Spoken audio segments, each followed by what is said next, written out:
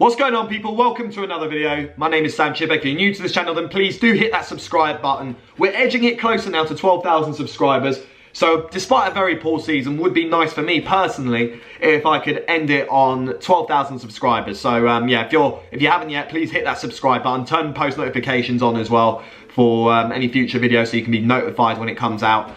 But anyway, we're going to be talking about the game. Anyway, normally I'd be doing these live reactions where I basically get a whole video of reacting to the game live whilst watching the game, but unfortunately there's not really much to react from. So what I'm going to be doing instead is I'm going to be showing you clips of what I did react from and talk you through what happened in the game. Now listen, it was against a side that has not won in what, 8 or 9 games?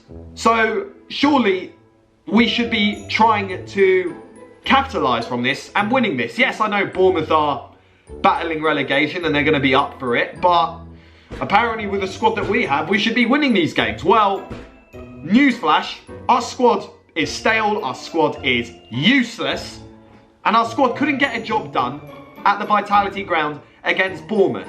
And you know what, I'll save the ranting for a bit later, but first, we're going to be talking about this. Roll it. Pochettino's time at the club, first time since the restart they've started together. In by Bergwijn. That's it. Looking for a penalty there. Spurs are appealing for a push. Paul Tierney. Harry says it. They've got to give anything. Come on, have a look, Rev. Yeah, Michael Oliver's in the VAR room, so doubt it will even go to VAR check. But oh, look at that! He pushed him over. VAR.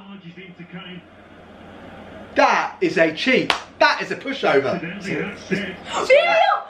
I get your hopes up. How can that not be a penalty? I'm sorry. How can it not be? He's pushed him over. But it looks like, I don't know, he may have been tripped into, I don't know. Okay, so the denied penalty. Now, admittedly, as you see on the clip, I was unsure of it because the VAR replay wasn't really playing for that long. So this was something I had to look at, you know, after the game. And now that I look back at it, we were denied a penalty. Bergwijn, I think it was, takes the corner. And there's a Bournemouth player that at first I thought pushed Vertonghen pushed him, the Bournemouth player, into Harry Kane.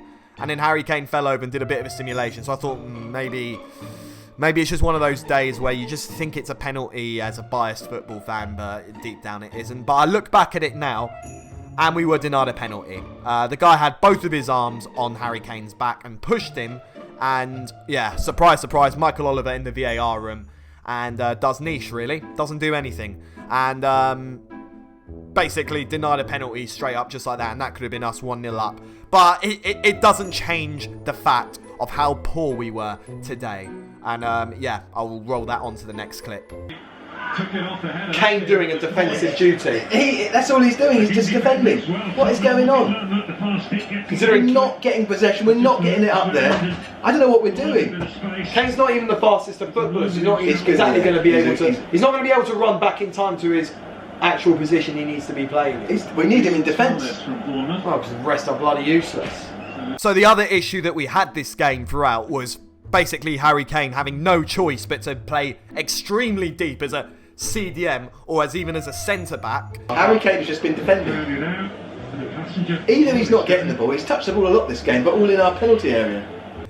Doing the defence job for them, heading the ball away, which, by the way, every single header Harry Kane won was in our own penalty area. And this is meant to be a striker, yeah? A striker who should be winning those in our penalty, in the opposition penalty area or whatnot. But that doesn't happen. As soon as the team just goes, you know, off the radar, Harry Kane just has to step back and play a defensive duty. And it's just really painful to see this. Seeing your top boy, your striker, play as a defender because the others are just not putting in a shift. And honestly, Harry Kane, his status, can you honestly expect him to want to carry on playing for us if this is the way things are going to be? Whether it's a team mentality issue, whether it's under Jose Mourinho, do you really expect Harry Kane to want to try and stay along for this? It was just a joke, man, honestly, and I really do feel for the guy. So, we've got the ball. 1, 2, 3. We're going to lose the ball. Just watch. Fine, as long as we've had it, we've lost it. Told you. 5 seconds and we lost possession. Pathetic. Just wasn't absolutely pathetic. We've got it now. 1, 2, 3. Lost it again. 3 seconds. Yeah, and that was also a huge issue. The amount of times we couldn't hold onto the ball. As you saw in the video, me and my dad got so bored. It was a competition. We count how many seconds until one of the Spurs players loses the ball. Like 3, 5 seconds. Joke. And that was literally what was happening 90% of the game. You can't keep possession. Oh yeah, and also the passing. Roll that. Good tap. Good interception from the wing. Give it. Bad pass. What is that? Keep on giving the ball away. Get him off. His whole thing about Winksy is that he keeps possession and passes it, and he's not doing that. So what is his advantage? Well, There's Harry Kane again having to go all the way back. And loses the get ball. And he's won it again. And then, of course, the second half, you'd naturally think, right, Jose Mourinho's done some changes. He's put on Son and Bergwijn. He's put on Son and taken off Bergwijn, and then also put on... Who else was it he put on? Yeah, Ndombele. Put on Ndombele as well and took off Gio. So, naturally, you would think maybe there's some changes. And to be fair, Gio looked... Ndombele looked promising for the first 5-10 minutes, but then pretty much moulded into as bad as the squad. Same really for Son. Well, in fact, actually, I don't think Son played well at all. He's not been the same since coming back from injury and the restart of the league. But yeah, the same old. You know, we're looking a little bit more attacking, but then once again, we just pass the ball backwards, or we just lack the ability to do a proper cross or have someone there at the receiving end or get a ball in the back of the net. The list goes on. But then, this was when I thought I was just completely done with watching this game. Get it out! Callum Wilson has scored. Perhaps the most precious I'm not going to react. Yeah, bring it out. Fuck it. Wait. Josh King's. Hang on a second. It's his arm. That's a Oh, handball. shit, 0-0 on the scale. Sorry, that is a handball. You can see it. Handball. No, that's going to be disallowed. So it's disallowed. It's no goal. Yeah! It's no goal. Great, be quiet. It's not... That has hit the Definite handball. I'm not... Handball. Yes. Right, it's been denied. Come on, Tottenham. 12 minutes. Let's get a goal. Despite it was a blatant handball and rightfully Bournemouth's goal was denied, the defending was just shocking to the build-up of it. Who was it? Was it Callum Wilson or was it King? I can't remember. Did a bicycle kick, goes into the back of the net, because the defenders were just...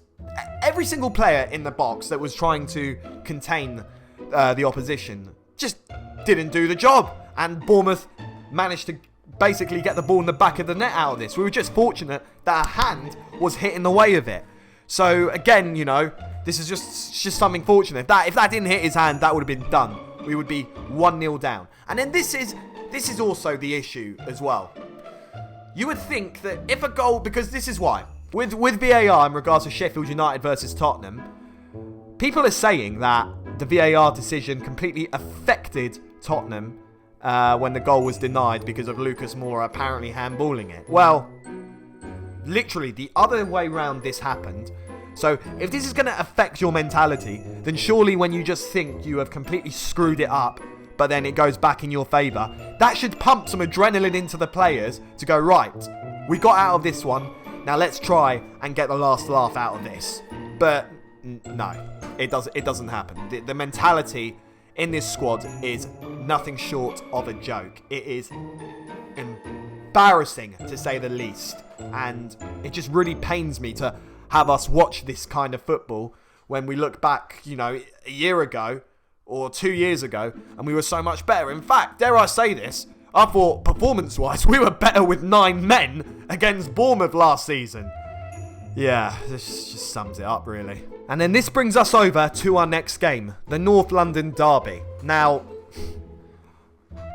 if I gotta be honest, I am always anxious and bricking it when we play our rivals, but honestly, I don't think I've ever felt this anxious in my life before we play Arsenal, because we have just been shocking. And Arsenal, okay, they drew 1-1 with Leicester, and they had a few bad starts, but with the current attacking prospect they've got, their manager, they're at least got their confidence is at least up there. And that's what makes me really frightened as a Tottenham fan. You know, 2 seasons ago, I remember at the very last White Hart Lane when we had a North London derby, how it was a complete other way around. We were completely on fire, and Arsenal were totally bricking it. Well, I can actually see that happening, but the other way around. And honestly, in my mind right now, I feel like it's going to be two ways.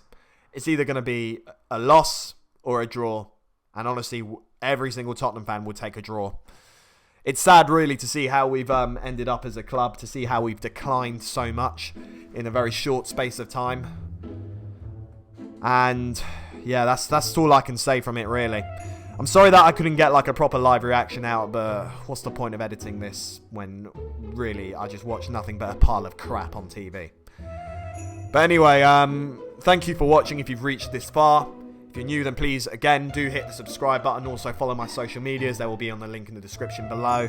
And, yeah, I'll see you in the next video, which will be some North London derby previews. So, take care, everyone.